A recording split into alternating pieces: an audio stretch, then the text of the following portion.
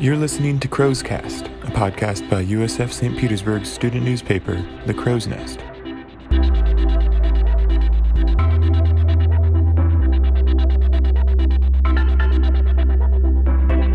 This week, we'll be discussing politics.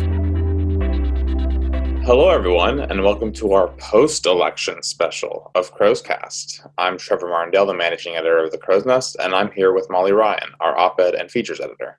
Hello, everyone. So, we're finally here.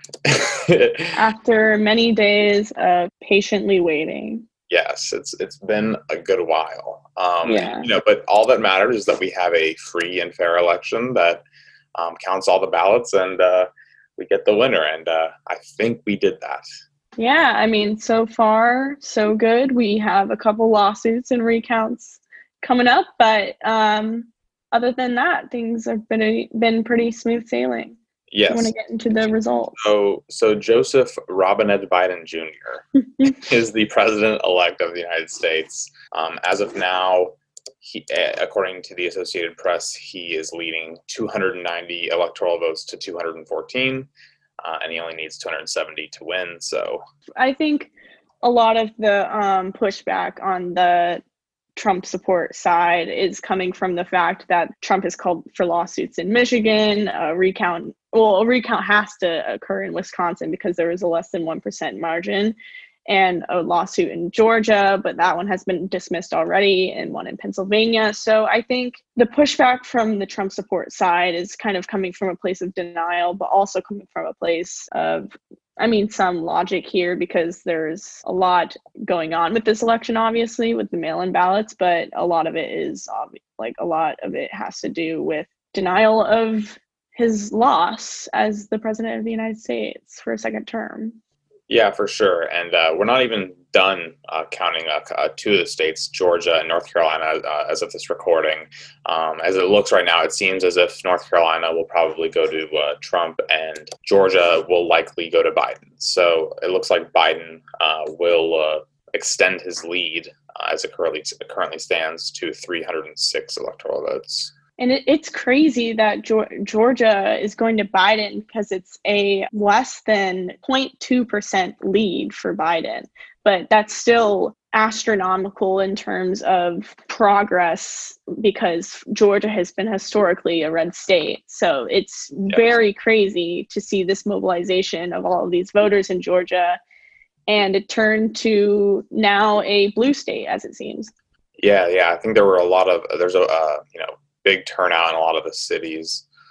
In the rural areas, obviously, we're going more red, but the cities had a really high turnout. I know Atlanta, Savannah, and some other areas had really high turnout, and I think they just had some great organization. On Stacey Abrams' part, she mobilized a lot of Black voters and women voters, and on her part, I think she is a very large contributor to the surge in votes in Georgia. Yeah, and it was definitely surprising. I think we should also try to get into comparing the results, or the expected results, to our predictions.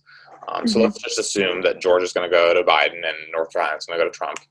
In my pre-election predictions, I had North Carolina going to Biden, Georgia going to Trump, and even Arizona going to Trump. I thought there would be even a smaller margin of victory for Biden, but he was obviously outperformed my prediction, but he also underperformed what the polls were saying. The polls were saying it was going to be a massive blowout, and it was still a pretty wide margin, but it wasn't a blowout.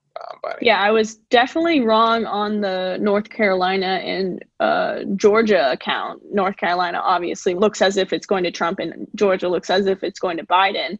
But I was correct on Arizona, which I'm happy to say. I was correct. But it's interesting because when watching the results, Wisconsin and Michigan were very close. They both were red at first and then eventually went blue. So I almost put Michigan as red because they did vote Trump in 2016. But something told me I should put it blue. So I guess I was correct on that front. But I don't know why I put Indiana as blue. I don't know why I thought they would be blue. I guess because Pete Buttigieg in South Bend and a lot of growing populations in the cities. But Yep, they were red as well. So, I mean, think pretty much besides North Carolina, Georgia, Indiana, and Iowa were incorrect for me. Yeah, I mean, if Iowa were to go blue, it would have been a landslide for sure, but that didn't happen. It looked as if it was going blue when watching the election on election night. It was blue for a bit, which was a big deal.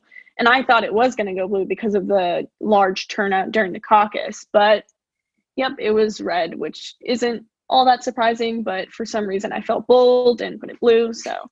And speaking of, the perceived landslide that everyone thought was going to happen, to show, obviously, I think Biden's going to win this on the popular vote by at least 3 to 4 million votes, which is pretty significant. Slightly more than Clinton's popular vote margin. And he obviously won by a decent amount of electoral votes. But, if you look down the ballot, there were a ton of down ballot Democrats who lost. I know they lost seats in the House, and they did gain in the Senate, but a lot of people thought they were going to take the Senate, and that's still I'm pretty sure they said it's still possible because the 2 Georgia Senate races are going to runoffs, so that may dictate where the Senate's going to go. But I think the Democrats were definitely expecting a bigger night than they got. Yeah, I mean, this was a very tumultuous election, but here we are. It's coming to an end, and finally, and it's been a long ride. But I guess in terms of where we stand as a country with Democrat and Republican, it's definitely not over because we still have the Senate and the House. Right now, we have a conservative majority in the Supreme Court. So it really comes down right now to the Senate and the House.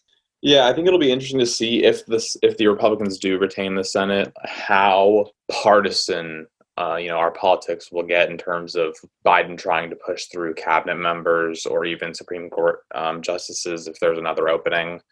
Is Mitch McConnell going to block his cabinet from being appointed, or the Supreme Court justice from being appointed for 4 years? How long can you block someone, right? So, I think it'll be interesting to see what will happen if the Republicans do retain the Senate. But the Democrats are definitely going to retain the House, but the Senate's definitely a gray area right now, and it'll definitely be fascinating to see what happens with that. And I think it's important to address that December 8th is really the final deadline under the Electoral Count Act that finally resolves any controversies over the selection of the Electoral College electors, which we've seen there are a few controversies, but I think most will be resolved by then. And then December 14 is when electors meet in each state capital to formally vote. Yeah, I think a lot of people are worried, at least a lot of Biden supporters are worried about faithless electors voting for Trump, but I frankly am not. I think the margin, especially if he gets to 306, will just be too large for the proportion of faithless electors that there may be in theory. I really am not worried about that. I'm more so worried about Trump finding some way to get the Supreme Court to say, oh, all ballots counted after this are invalid or something like that, which I think is possible, but I think it's definitely unlikely. So I think people need to just be accept it. Trump is, probably not going to get a second term. Yeah, I think right now it's kind of hard to imagine Trump gaining any traction from these lawsuits or recounts or even faithless electors. So I think the Democrats are in a pretty safe position to say that Biden is going to be the 46th president of the United States. Right now, we can kind of take a breath with wondering who the next president is going to be. So, yeah, that's where we are right now. All right. Well, if anybody has anything to say about the results, definitely comment down below. I think it'd be interesting to see. For sure. Make sure you subscribe and turn on that notification bell to get updates when our new videos are released. Thank you, everyone.